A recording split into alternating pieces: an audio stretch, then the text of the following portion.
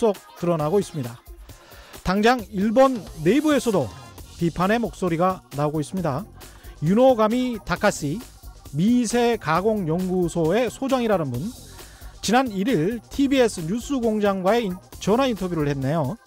일본이 반도체 소재 수출을 제한할 경우 앞으로 5년 내 일본 반도체 소재 산업은 붕괴할 것이다, 이렇게 말했고요.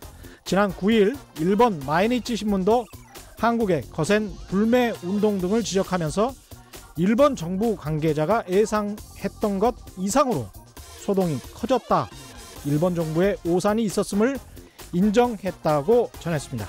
지금까지 한국 업체들이 입은 실질적인 피해, 그러니까 혹시나 미래에 닥쳐올 걱정이나 우려 말고요, 정말로 실제로 일본산 반도체 소재가 부족해서 삼성전자나 SK하이닉스가 감산에 들어갔다, 그래서 물질적 피해를 봤다는 소식은 아직 없습니다. 그러나 기업들의 영업 기밀이라 완벽히 확인된 사실은 아닙니다만 오히려 한국 기업들이 대체 수입처를 찾았다, 불화수소는 몇 개월 내 국산으로 대체가 가능할 것 같다는 소식이 이어지고 있습니다. 일본의 경제적 침략이 처음 전해졌던 7월 초와 비교하면 SK하이닉스의 주가는 오히려 오른 상태입니다. 삼성전자도 그동안 코스피 종합 주가지수 빠진 것 정도의 하락률을 보이고 있습니다. 주가는 냉정합니다. 오히려 그동안 냉정함을 잃고 걱정, 불안, 공포에 사로잡혀 있었던 것은 상당수 한국 언론이 아니었을까요?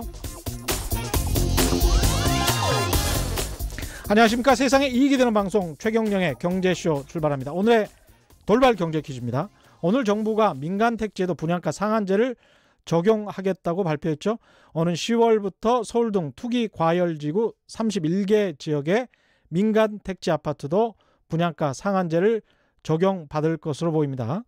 로또 총약이 될 수 있다는 부작용을 막기 위해서 전매 제한 기간도 최대 기간이 아주 늘어났습니다. 오늘의 퀴즈입니다. 오는 10월부터 분양가 상한제가 적용될 것으로 보이는 아파트의 전매 기간, 지금은 3년에서 4년이죠. 10월부터는 최대 몇 년까지인지 정답을 아시는 분은 짧은 문자 50원, 긴 문자 100원에 정보 이용료가 부과되는 샵 9730번으로 문자 보내주시기 바랍니다. 콩과 마이크는 무료고요. 정답 보내주신 분들 가운데 5분 선정해서 아쿠아리움 관람권 보내드리겠습니다.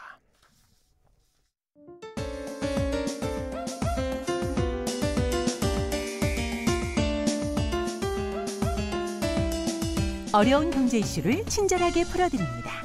돈 되는 경제 정보를 발빠르게 전해드립니다. 예리하면서도 따뜻한 신사, 이종우 이코노미스트의 원포인트 경제 레슨. 네, 투자와 경제 흐름을 정확하게 분석하고 알기 쉽게 해설해주는 원포인트 경제 레슨 시간입니다. 오늘도 이종우 이코노미스트 나오셨습니다. 안녕하십니까? 예, 안녕하세요. 일본의 경제 도발 이후 SNS 등을 중심으로 심지어는 이제 신문이나 기사까지도 확인되지 않은 정보, 루머, 유언비어가 퍼지고 있습니다. 제가 보니까 중앙일보에서는 이런 기사도 있었어요. 좀 너무 웃겨가지고 제가 한번 오프닝으로 쓴 적이 있는데 일본 은행이 신용장을 써주지 않으면 우리 기업들이 뭐 미국이나 다른 중국으로 수출을 하지 못하게 되는 것처럼 그렇게 곡해서 신문기사가 나온 적이 있더라고요. 이게 그럴 수가 없는 일이잖아요. 그렇죠. 그게 옛날에 그러니까 우리나라 외환위기 이전 그다음에 직후 이럴 때처럼 우리나라의 신용등급이 굉장히 낮을 때는요. 그 일본에 수출하고 할 때에 우리나라 기업들이 일본에 지금 우리나라에 진출해 있는 은행들이 있지 않습니까? 그렇죠. 그 지점에 가서 신용장에 그걸 받았어요. 확인을 받았군요. 확인을 받았어요. 그러면 그 일본 사람들 입장에서 봤을 때는 어떤 경우라도 은행이 보증을 해주는 거기 때문에 이거를 이제 그 돈을 받을 수 있잖아요. 그렇죠. 근데 그 이후에 그게 계속 바뀌어가지고요. 지금은 비율이 0.1% 정도밖에 안 됩니다. 지금은 그냥 서로 간에 그 통장으로 거래해 주잖아요. 그 거래가 옛날에는 신용장 거래가 전체 이 거래의 한 60% 정도 됐었는데요. 지금은 신용장 거래가 거의 한 10%대 정도로 떨어져 버렸고요. 그렇죠. 또 하나 큰 부분 중에 하나는 뭐냐면 일본 은행들의 신용등급이 우리보다도 낮습니다. 그렇습니다. 그렇기 때문에 그거는 굉장히 가짜 뉴스다라고 볼 수 있겠죠. 아니 착각하시는 분들이 많은데 일본의 국가 신용등급도 한국보다 2계단이나 낮아요. 피치 이 사에서 우리 AA 마이너로 이번에 S&P에서 우리나라의 국가 신용 등급이 AA 그러니까 AA고요. 그렇죠. 그다음에 일본이 A 플러스이기 때문에 그렇죠. 그 2계단이 낮다라고 봐야 되는 피치 거죠. 같은 경우는 AA 마이너였고 그다음에 2계단 낮은 A 뿔 정도로 제가 기억하는데 그렇죠. 뭐 그런 상황입니다. 경제력이 그렇게 우리가 떨어지지가 않아요. 왜냐하면 일본이 굉장히 빚이 많은 상황이기 때문에 당연히 신용등급이 낮을 수밖에 없죠. 그 부분이 당분간은 개선되기가 굉장히 어렵다라고 봐야 됩니다. 이게 그렇죠. 국제 신용등급이 매겨지는 그러니까 신용평가회사들이 신용등급을 매길 때 제일 중요하게 생각하는 게 뭐냐면 국채를 발행한 것이 원활하게 잘 그 상환이 될 것이냐 하는 것들을 그렇죠. 굉장히 중요하게 여기거든요. 그러다 보면 당연히 또 따지는 게 뭐냐면 국가의 재정의 건전성, 그다음에 국가 부채 비율이 얼만큼 되느냐 하는 걸 가지고 따질 수밖에 없거든요. 그런데 우리나라 같은 경우에는 국가가 직접적으로 발행한 그 국채가 GDP의 40%가 채 안 되지 않습니까? 그렇죠. 최근에 뭐 40%를 넘느냐 마느냐를 가지고 굉장히 많은 얘기가 있었고요. 그렇죠. 그것도 힘들게 논란을 지금 벌이고 있고. 그런데 지금 일본 같은 경우에는 200%가 넘거든요. 240%. 그렇기 때문에 그 부분들이 좁혀지기가 굉장히 어렵고요. 그다음에 일본에 그렇게 많이 발행돼 있는 국채가 당장에 상환이 돼서 그 비율이 떨어진다든가 이럴 가능성도 거의 없습니다. 그러니까 그렇죠. 현재로서 봤을 때는 그런 국가 신용등급이 바뀔 가능성이 거의 없다라고 봐야 되는 것이 맞죠. 그렇죠. 그리고 제가 그 그래프를 보니까 일본 국채의 증가 비율이 아베 정부 들어서 2012년 이후에 급증했더만요. 그렇죠.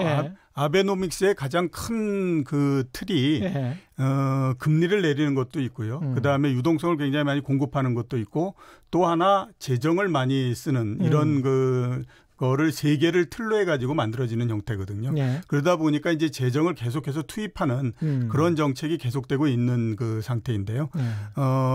일본의 재정 자체가 굉장히 지금 취약한 상태에 있는 것은 부인할 수가 없다 이렇게 볼 수가 있습니다. 그런 상황에서 이제 경제 도발을 해서 우리도 타격을 입을 수 있겠습니다만은 일본 기업들도 수출을 통해 가지고 벌어들이는 무역 흑자액이 자연스럽게 감소할 수밖에 없을 텐데. 그렇죠. 이게 무슨 뭐 가미가제도 아니고 이게 무슨 짓을 하는 건지 모르겠습니다. 사실. 제가 생각했을 때는 뭐 제일 처음에 이 일이 벌어졌을 때 많이들 그런 얘기하지 않았습니까? 일본이 굉장히 치밀하게 그 계획을 해가지고 시행하는 거다라고 얘기들을 많이 했었는데요. 치밀하지 않은 것 같아요. 일본 사람들은 치밀한데 아베 이 측근들이나 아베 총리는 별로 이렇게 치밀하지 않은 것 같아요. 결과적으로 봤을 때는 그렇게 치밀하지도 않았던 것 같고요. 또 하나 굉장히 큰 오판 중에 하나는 한국 경제에 대해서 좀 잘못 판단한 부분들이 굉장히 컸다라고 볼 수가 있죠. 그러니까 우리나라 경제를 뭐 1990년대 뭐 이런 정도의 경제로 보고 있고요.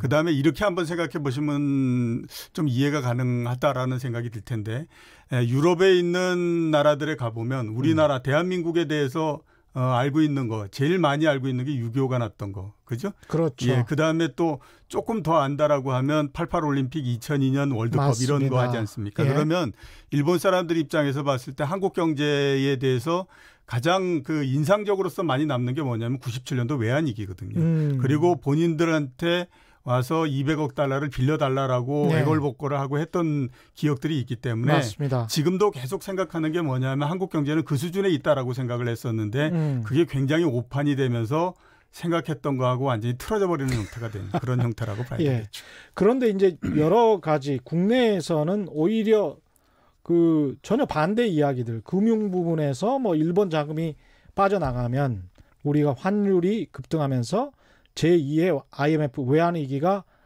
올 수 있는 것 아니냐. 이런 이야기들이 국내에서는 돕니다. 참 루머면서 가짜 뉴스 참 많다라는 생각이 드는데요. 정치권도 그렇고 그다음에 언론도 그렇고요. 언론이 한번 생각을 해보시면 왜 이렇게 자꾸 지속적으로 위기설 이런 얘기들을 할까. 물론 이제 정치적인 성향상 안 맞는 부분들도 있을 거고요. 그렇겠죠. 네, 또 하나는 외환위기 때에 제때의 그 위기를 경고하지 못해서 언론이 그래서 위기가 발생했다라고 하는 것에 대한 트라우마를 계속 갖고 있는 상태라고 봐야 되겠죠. 그 당시에 아마 경제부 기자였으면 지금 이제 뭐 편집국장이 됐든지 보도국장이 됐든지 이런 정도 되셨을 텐데 네.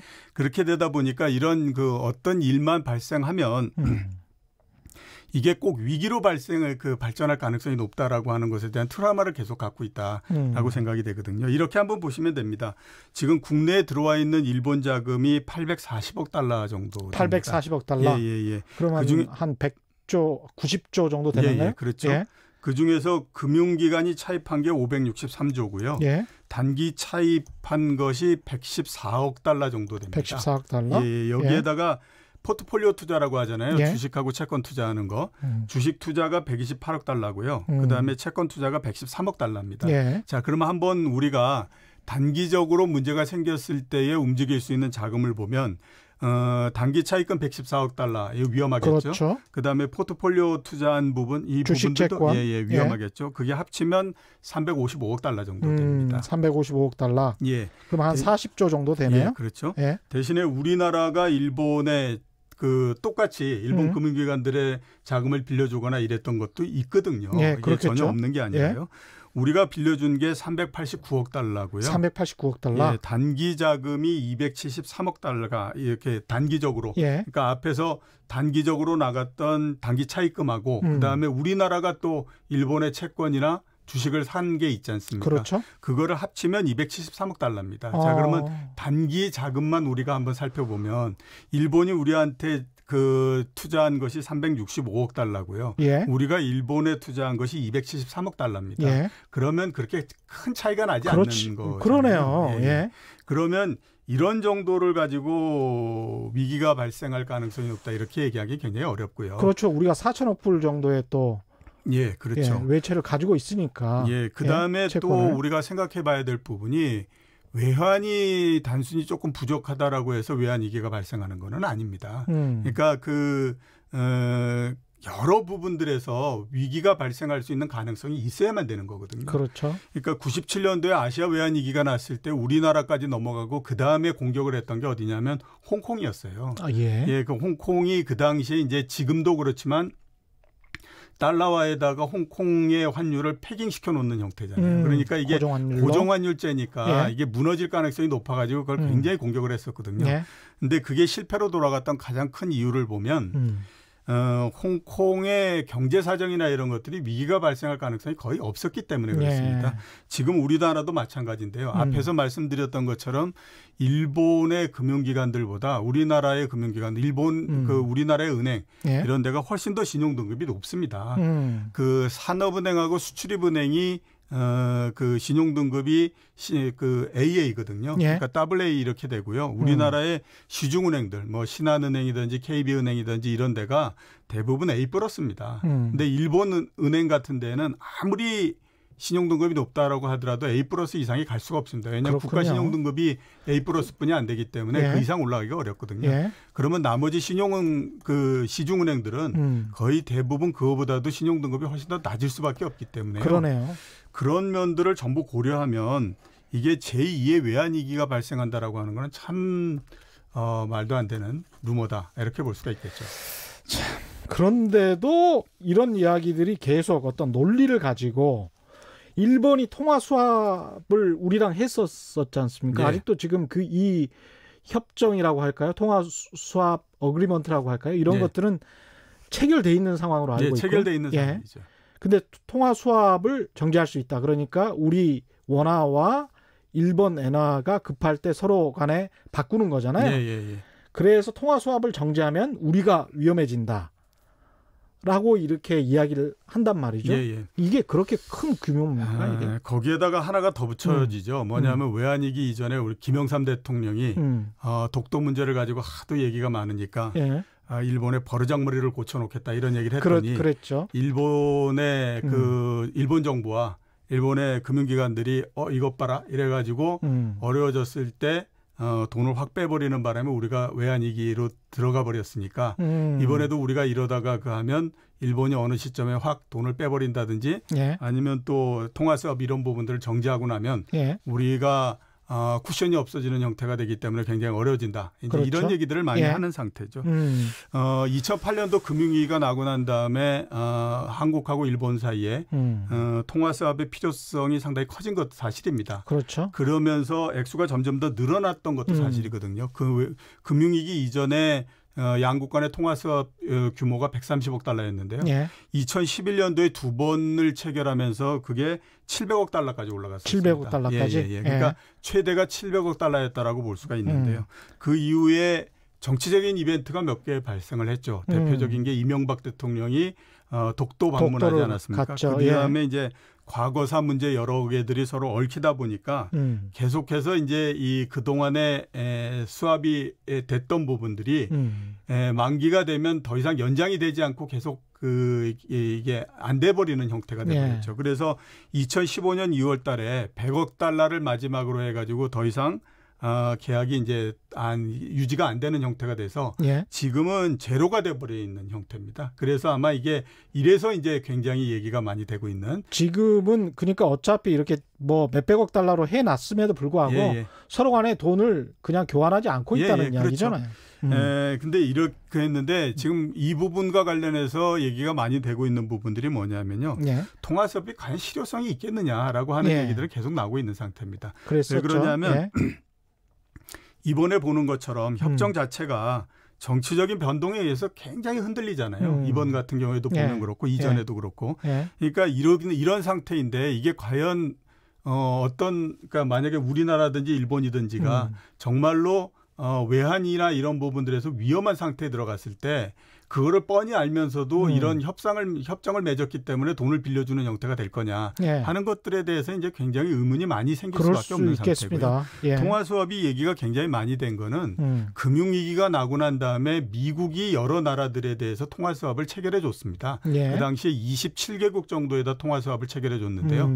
그건 왜 그러냐 하면 그 당시에 위기가 미국에서 발생을 했잖아요. 그랬죠. 그러니까 빨리 이 달러화를 다른 나라에도 많이 풀어줘서 위기를 빨리 진정을 시키기 위해서 통화수합을 체결을 해줬던 거였거든요. 안정시키기 위한 정책으로. 그렇죠. 그렇기 때문에 이게 일본하고 우리 사이의 통화수합이 과연 지금 생각하는 대로 원활히 풀릴 것인가 하는 것들에 대해서는 그렇죠. 현재로서는 확신할 수 없는 상태라고 그렇죠. 봐야겠죠. 일본과의 통화 수합이 아니라도 사실상 뭐 위안화도 그렇고 달러도 그렇고 우리가 통화 수합을 체결한 국가들이 많잖아요. 예, 그렇죠. 예. 그래서 꼭 일본만 볼 필요는 없을 것 같고요. 전반적으로 봤을 때 환율 움직임은 어떻습니까? 예, 최근에 환율이 1,200원을 넘어서요. 예. 오늘 1,216원 정도까지 올라가는 형태가 예. 됐습니다. 물론 이제 뭐 국내 경제나 또 일본하고의 무역 분쟁 이런 부분들도 어느 정도 영향을 미쳤다라고 볼 수 있는데 그거보다도 보다 더 크게 영향을 미쳤던 부분들은 뭐냐면 미국하고 중국 사이에 무역 분쟁이 또다시 시작됐다라고 하는 것 때문에 그렇죠. 그렇습니다. 그렇죠. 그러니까 이게 그림이 어떤 그림이 되냐면요. 7월 30일하고 31일 날 미국하고 중국 사이에 그 고위급 회담이 열렸습니다. 예. 그런데 8월 1일 날 갑자기 트럼프 대통령이 중국 제품 3천억 불에 대해서 10% 관세를 물려버린 형태가 된 그렇죠. 거죠. 그렇게 되니까 이제 중국에서는 위안화를 절하시켜 버렸어요. 그동안에 그렇죠. 1달러당 7위안을 넘지 않으려고 노력을 했다가 그걸 확 넘겨버리는 형태가 됐거든요. 그러니까 또 미국에서는 그거에 대한 대응으로서 환율 조작국으로 지정을 해버렸습니다. 맞습니다. 그러면 이 과정을 우리가 한번 쭉 살펴보면 이런 생각이 들 수밖에 없는 거죠. 드디어 이제 판은 깨졌구나. 판이 깨져서 서로 간에 갈 대로 가자라는 쪽으로서 가고 있구나. 이제 이런 그 생각을 가질 수밖에 없는 상태가 된 거죠. 그러면서 원화가 상당히 약세가 됐던 이런 영향도 상당히 영향이 가장 크다라고 봐야 될 것 같고요. 이러면서 많이 나왔던 얘기가 뭐냐면 전 세계가 드디어 이제 무역 분쟁에서 환율 전쟁으로 들어가는 것이 아니냐. 환율 전쟁이라는 이야기 그 단어가 굉장히 많이 등장합니다. 지금. 예. 굉장히 아무튼 자극적인 그 단어인데요. 그러면서 이제 이 환리의 움직임이 더 심해진 형태인데 이번 무역 분쟁 뭐 이런 것들을 거치면서 특징적으로 나타나는 형태가 어떤 형태냐면요. 통화가 서로 간에 갈려져 버리는 형태가 됩니다. 그러니까 달러, 엔, 그다음에 유로화 이런 데는 강세가 됐고요. 예. 나머지 이머징 마켓의 통화는 전부 다 약세가 돼 버리는 형태가 됐습니다. 나머지 이머징이라는 건 이제 위안화를 예, 그렇죠. 비롯해서 위안화뿐만 아니라 우리나라도 원화도 이제 그 안에 들어가 있어서 예. 약세가 돼 버린 형태로 우리가 위안화 블록으로 속해져 있는 거는 맞는 거죠, 지금? 상황이 뭐 어느 정도는 그렇다라고 봐야 되겠죠. 예, 실질적으로는 위안화랑 같이 동조해서 움직이는 상황이 맞으니까요. 예, 그렇죠. 예. 이렇게 되면서 이제 그 불안정한 부분들이 굉장히 커졌고요. 이 그 앞에서 말씀드렸던 것처럼 환율 전쟁 이 얘기가 굉장히 많이 나오고 있는 거는 예. 아마 이런 부분들 때문에 그렇지 않을까라는 생각이 드는데요. 일본하고 그 미국이 1980년대 초반서부터 계속 무역 분쟁을 벌였거든요. 그렇습니다. 그러다 가다 안 되니까 맨 마지막에 통화를 건드리는 형태가 됐지 않습니까? 프라자 합의 예. 이런 거를 통해서 했기 때문에 아마 이번에도 그렇게 하지 않겠느냐라는 생각을 해서 그러는데 제가 판단했을 때는 그런 합의나 이런 것들은 절대 없습니다. 왜 그러냐면 중국은 일본이 아니다. 예, 그렇죠. 예. 우선 프라자 합의를 우리가 그냥 모르는 대체에서 생각하면 프라자 합의 이후에 잃어버린 20년 이런 부분들이 있었기 때문에 그럼요. 일본이 프라자 합의 그 이런 통화의 절하 이런 절상 이런 것들을 진짜 하고 싶지 않은데 미국의 압력에 밀려서 어쩔 수 없이 했다 이렇게들 생각을 하지 않습니까? 예. 전혀 그게 아니고요. 예. 프라자 합의가 있기 한 이틀 전 정도에 이미 일본은 선언을 했었습니다. 우리가 자발적으로 통화를 10% 이상 절상하겠다. 라고 나오거든요.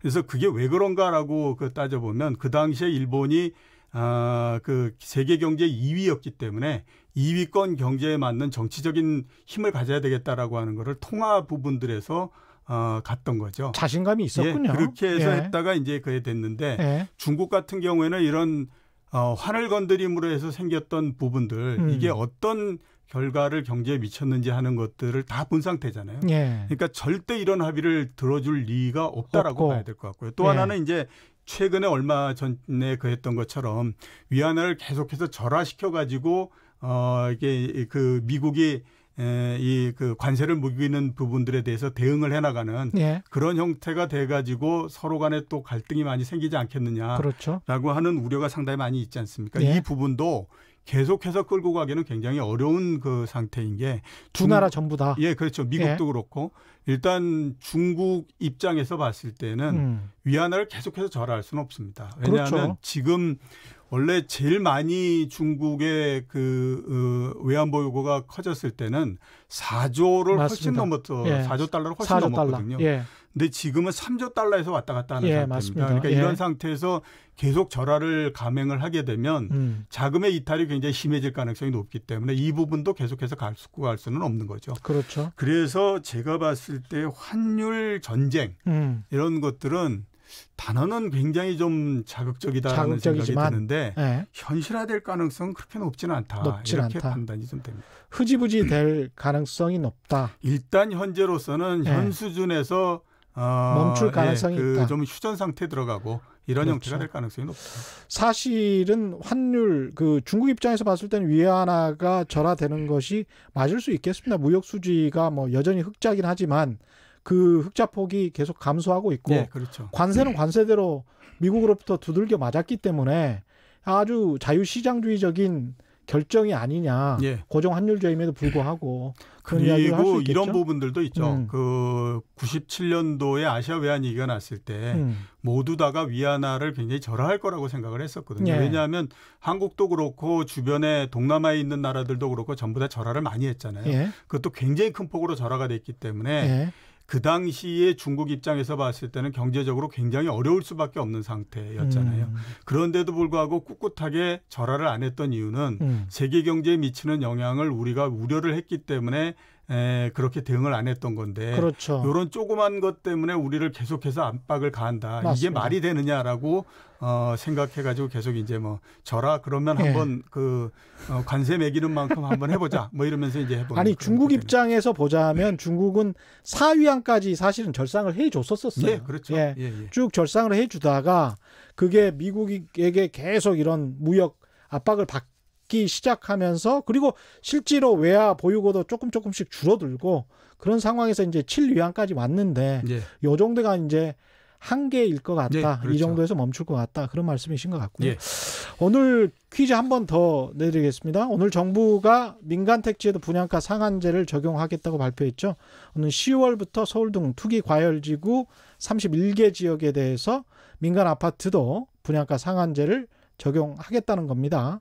오는 10월부터 분양가 상한제가 적용되는 아파트의 전매 기간은 최대 몇 년으로 늘어나는지 이게 오늘의 퀴즈입니다. 지금은 한 3, 4년 되는데요.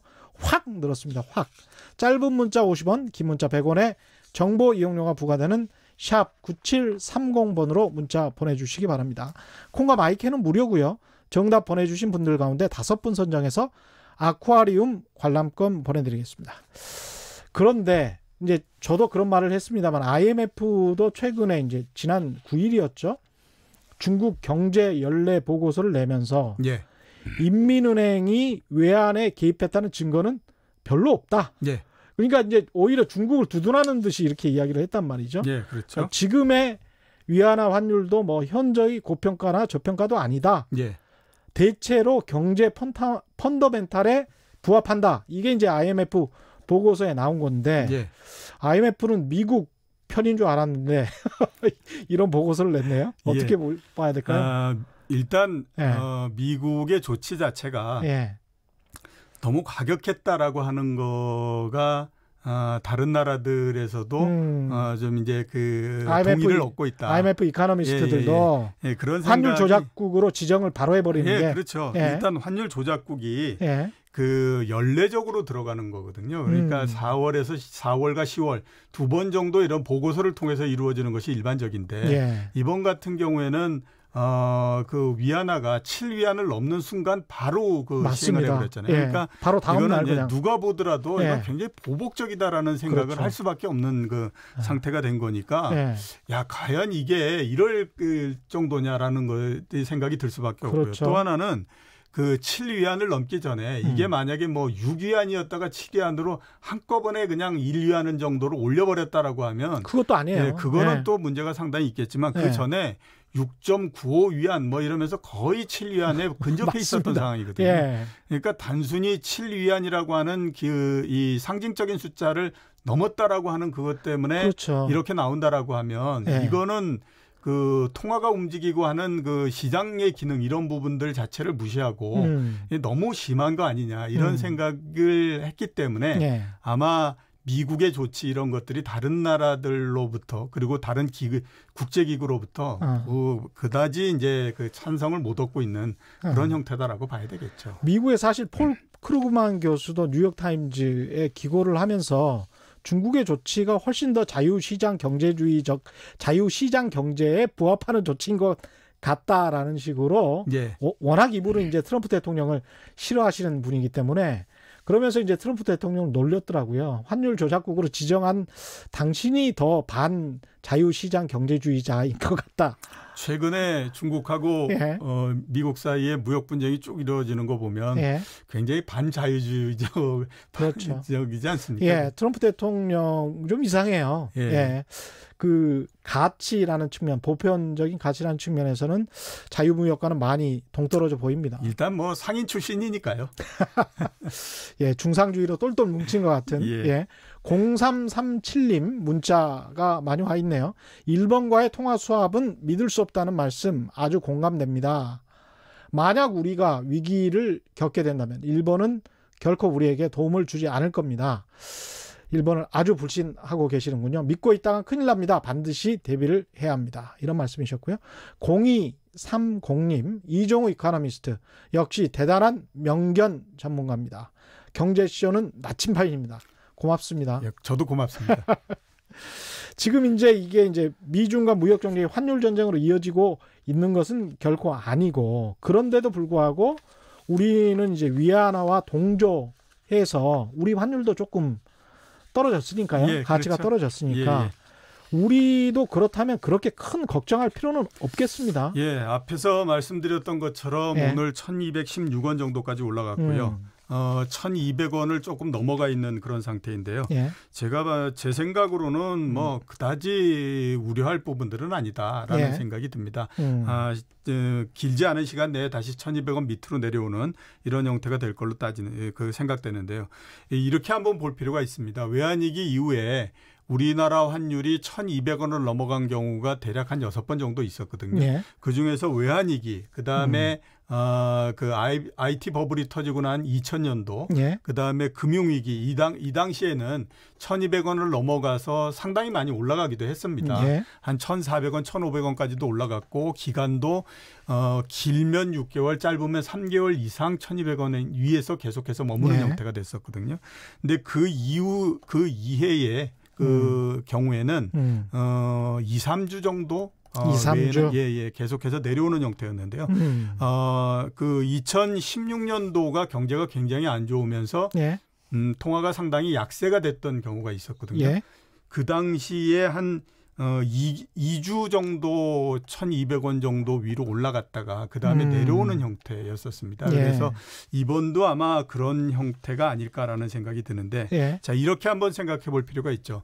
가장 중요한 건 뭐냐면 우리가 물건을 팔아가지고 달러를 우리 안으로 들어올 수 있느냐 아니면 예. 우리가 그 다른 물건을 더 사면서 우리가 가지고 있는 달러를 바깥으로 내보내야 되느냐 이런 그렇죠. 부분인데 예. 97년도에 외환위기가 나고 지금이니까 한 22년 정도 지나지 않았습니까? 예. 그 기간 중에 월별로 따지더라도 우리나라에서 무역 적자가 났던 경우는 10달이 안 됩니다. 맞습니다. 예, 그러니까 예. 거의 95% 정도가 예. 흑자가 난 경우죠. 예. 그거는 뭐냐면 이렇게 오랜 시간 동안 흑자가 난다라고 하는 건요. 그냥 날 수는 없는 거고 예. 우리나라의 경제 구조 자체가 무역 흑자가 날 수 있는 구조가 됐기 때문에 이런 부분들이 가능한 거거든요. 그리고 그렇죠. 지금도 보면 뭐 수출이 안 된다 얘기하지만 흑자 기조가 깨진다거나 그렇죠. 이런 구조는 아니다라고 봐야 되거든요. 그러니까 상반기만 한 20조 원 정도 흑자가 예, 났더라고요. 그렇죠. 예, 이런 부분들이 있고 또 그렇게 해서 생긴 결과가 뭐냐면 외환 보유고가 4천억 불을 넘는 이런 결과잖아요. 예. 그러니까 전체적으로 봤을 때에 그다지 뭐 수지나 이런 것들에서 문제가 생기거나 이렇지 않은 상태이기 때문에 지금은 외부에서부터 생기는 여러 가지 충격 이런 것들로 해서 1,200원을 일시적으로 넘어가고 한 부분들이 있지만 뭐 조만간 다시 내려오는 형태가 될 거로 저는 그렇게 생각을 하고 있습니다. 서윤성님 이런 지적을 하셨네요. 잠시 일본이 주춤 갈등하는 사이에 한국 정부가 오늘 일본을 화이트리스트 백색 국가에서 제외한다고 공식 발표했지 않습니까? 이게 적절한 건지 조금 성급한 건지 어떻게 보시는지. 예.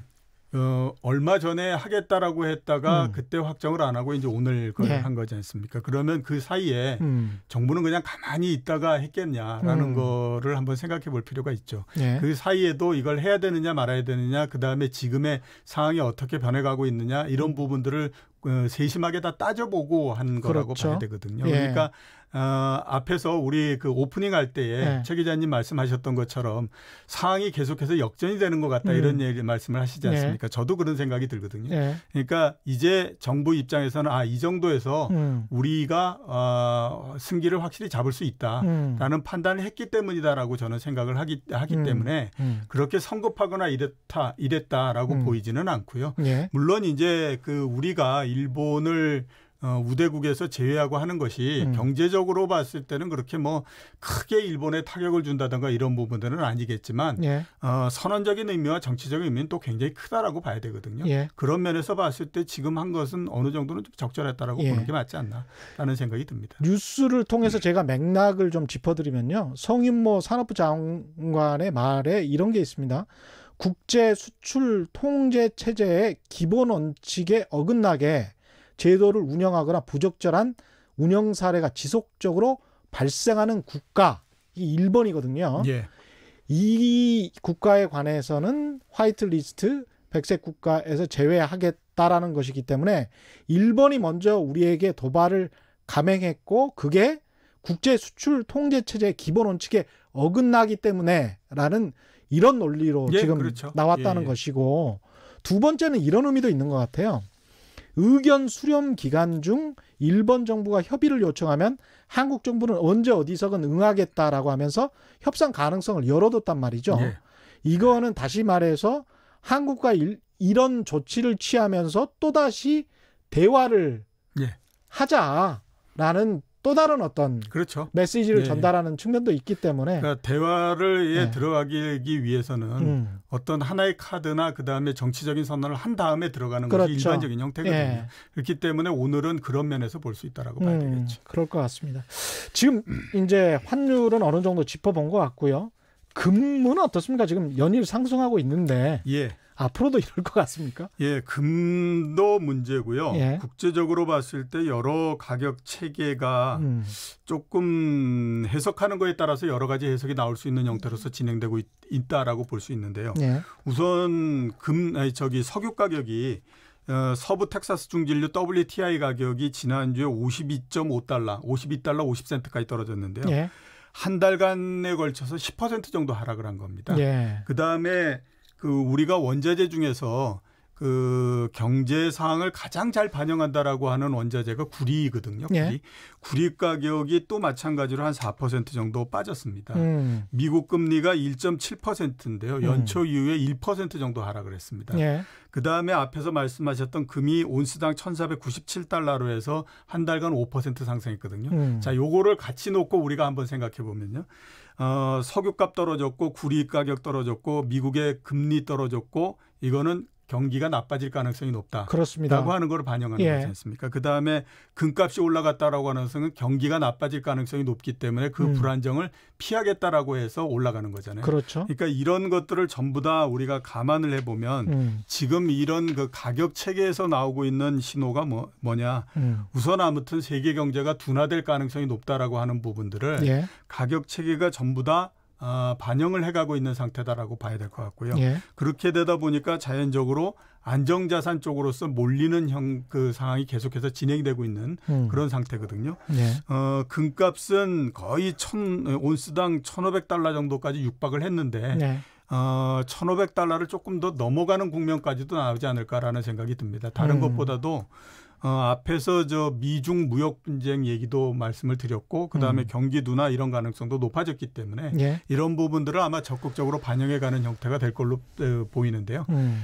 마냥 올라가기는 어렵습니다. 왜냐하면 수요가 그렇게 뒷받침되는 형태가 아니고 지금은 그냥 불안한 것을 카바를 하자라고 하는 측면에서 가는 거기 때문에 상승력은 그렇게 크지는 않지만 조금 더 올라갈 가능성이 있다 이렇게 봐야 되겠죠. 최경영의 경제쇼에서는 사실은 미국 금리 인하 이전부터 금리 인하의 시그널이 나왔을 때부터 세계 경제의 둔화 가능성에 관해서 몇 차례 경고를 했고요. 저도 그렇게 말씀드렸던 것 같은데. 몇 차례 경고를 했고 여기 나오신 패널분들이 몇 번씩 말을 했습니다. 그러면서 주식시장에 섣불리 들어가지 말아라.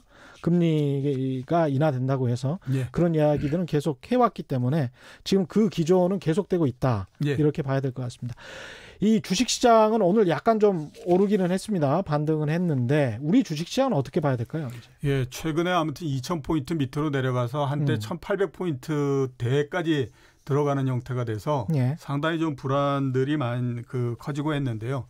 그 이유는 크게 봐서는 세 가지입니다. 하나는 앞에서 말씀드렸던 미중 무역 분쟁이 재개됐던 거 이런 부분들이 있고요. 두 번째는 2분기 기업 실적이 상당히 안 좋았습니다. 그래서 이 부분들을 반영하는 거 있고 세 번째는 말씀하셨던 것처럼 미국의 금리 인하 부분입니다. 그러니까 금리를 인하했는데 왜 이게 안 좋은 거야? 이렇게 얘기할 수 있지만 제 생각으로는 연준이 관리를 잘못했다라는 생각이 많이 듭니다. 그러니까 원래 연준이 그래도 다른 것보다도 신호 기능을 주면서 시장의 이 기대나 이런 부분들을 적절하게 올리고 또 제어하고 이런 기능들을 상당히 많이 갖고 있다라고 얘기를 했거든요.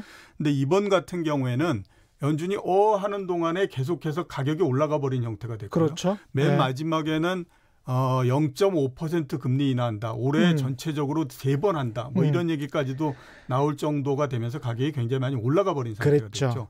그렇게 되니까 연준 입장에서는 금리 인하를 하기는 해줬는데요. 명확하게 얘기를 했죠. 우리가 금리 인하를 명확히 이 내부적으로 한 거는 우리가 정치적인 압력과 시장에서의 생각 때문에 금리 인하를 해주긴 해줬지만 예. 이거 계속하지 않을 거야라고 딱 잘라서 얘기를 해버렸거든요. 그러니까 사람들이 생각했던 거하고 굉장히 달라져 버리는 형태가 되니까 예. 금리를 인하하는 그 시점서부터 주가가 계속해서 하락하는 형태가 돼버렸고요. 그렇죠. 우리나라 주식시장이 그 전에도 상당히 약세였었는데 해외 시장까지 이렇게 되다 보니까 상당히 약해지는 형태가 돼서 지금 주가가 떨어져 버린 형태입니다. 예. 앞으로 우리가 한번 생각을 해보면요. 우리나라 시장 자체가 많이 하락한 거는 사실입니다. 예. 그래서 추가적으로 하락하고 할 폭도 그렇게 크지는 않습니다. 그 2011년서부터 2016년도까지 6년 동안에 걸쳐서 한국 시장이 1,800과 2,100 사이에 박스권에서 있었거든요. 예. 그러면 1,800이면 굉장히 낮은 수준이 된 그렇죠. 거고요. 그때의 이익이나 지금의 이익이나 거의 비슷하고요. 지금 뭐 우리가 생각하기에 미중 무역 분쟁도 있고 이렇게 혼란하지는 않았지 않았냐 얘기할 수 있지만 그 당시에도 유럽이 재정 위기 발생했고 맞습니다. 막 이렇게 했지 예. 않습니까? 그러니까 혼란하기도 매 마찬가지인데 예. 그래서 1,800 정도에서는 아마 충분히 막을 수 있을 거라고 생각하는데 단 하나의 그 관건은 뭐냐면 미국 시장이 여기서 계속해서 떨어지면 안 됩니다. 근데 너무 높은 상태에 있기 때문에 미국 시장이 진짜 지속적으로 많이 하락해버릴 때에는 우리 시장이 과연 얼마만큼 버틸 수 있을 것인가 하는 것들이 굉장히 관건이다라고 그러니까 미국은 이미 주가가 높은 상태에서 떨어지는 거고 우리는 주가가 하락했던 상태에서 더 떨어지는 거기 때문에 예. 우리가 굉장히 좀 타격이 크단 말이죠. 예, 그렇죠. 그런 측면에서 미국이 주가가 고점인 상태에서 전반적으로는 좀 떨어지긴 했지만 고점인 상태에서 더 떨어진다면 우리한테 올 수 있는 타격이 있다. 예, 그렇죠. 그런데 예. 현재로서 봤을 때는 더 떨어질 가능성이 좀 높기 때문에 그 부분이 상당히 좀 우려된다라고 봐야 되는 거죠. 1800선을 말씀을 하셨습니다. 예. 예. 0428님, 저희 회사도 일본산 계측기 수입하다가 다른 곳으로 교체했더니 간사하게 매일같이 연락 오네요. 정신 바짝 차려야지 또 무슨 짓을 할지 몰라요. 네. 이번에 일본 그 사람들과 비즈니스 사업하시는 분들은 정신이 번쩍 들었겠어요. 예, 그렇죠. 특히 반도체 이런 회사들은 부품이 안정적으로 계속해서 공급될 거다라고 하는 가정에서 계속 움직였던 건데 그게 갑자기 어떤 이유로 해서 특히 또 정치적인 이유로 해서 그게 원활히 공급되지 않을 가능성이 높다라고 그렇죠. 생각하면요. 그건 정말 아찔해지는 거거든요. 이게 무슨 공산국가도 아니고 민간이 하는 시장 경제와 정부가 하는 일은 구별해야 되는데 사실은 역사전쟁 때문에 강제징용군 문제 때문에 여기까지 온 거 아닙니까? 예, 그렇죠. 본인들은 계속 그렇게 부정을 하고 있지만 어차피 뭐 지금은 보면 누구든지 그것 때문이 이 문제의 시작이다라고 하는 것들은 거의 대부분 인정하고 있는 건데요. 그렇죠. 정치적인 문제가 발생했을 때 정치적으로 풀었으면 이렇게 어려워지지 않았을 텐데 정치적인 문제를 경제적인 문제로서 자꾸 걸다가 보니까 오히려 지금은 일본 자체도 굉장히 어려워져 있는 형태가 돼버렸다라고 볼 수 있죠. 일본 사람들 가장 큰 장점 중에 하나가 신뢰였는데 그렇죠. 신뢰가 많이 무너졌습니다. 앞에서 제가 프라자 협정 말씀드렸잖아요. 그때나 지금이나 일본 사람들이 상황 판단 잘못하는 거는 똑같다라는 생각이 많이 듭니다. 마지막으로 지금 시간이 별로 남지 않아서 주식시장에 최근에 이제 기관들이 좀 들어가고 있지 않습니까? 지금 현 시점에서 기관들이나 국민연금이나 이렇게 큰 자금들이 조금씩 매수하는 것들 그 사람들 덩치에 비해서는 뭐 조금이죠. 어떻게 보십니까? 그 매수를 하고는 있는데요. 매수의 강도나 또 연속성이 그렇게 강하지는 못할 거다라는 생각이 드는 게 연기금 같은 경우는 연간 그 계획량이 있거든요. 그 계획량을 넘어갈 수는 없는 그렇죠. 겁니다. 그러니까 이번에 한 며칠 사이에 2조를 쏟아붓고 했기 때문에 상당히 이제 계획량이 어느 정도는 채워져 가는 형태라서 강력하게 들어올 수는 없고요. 그다음에 순간적으로서 몰리는 그 집중도 이런 면에서는 기간이 외국인에 비해서 떨어지기 때문에 떨어진다. 그런 면도 고려를 하셔야죠. 알겠습니다. 이 부분도 잘 참고하시기 바랍니다. 오늘 말씀 감사하고요. 지금까지 이종우 이코노미스트와 함께했습니다. 고맙습니다. 예, 고맙습니다. 돌발 경제 퀴즈 정답은 10년이었고요. 많은 분들이 정답 보내주셨습니다. 인터넷 홈페이지에서 확인하실 수 있습니다. 당첨자는 저는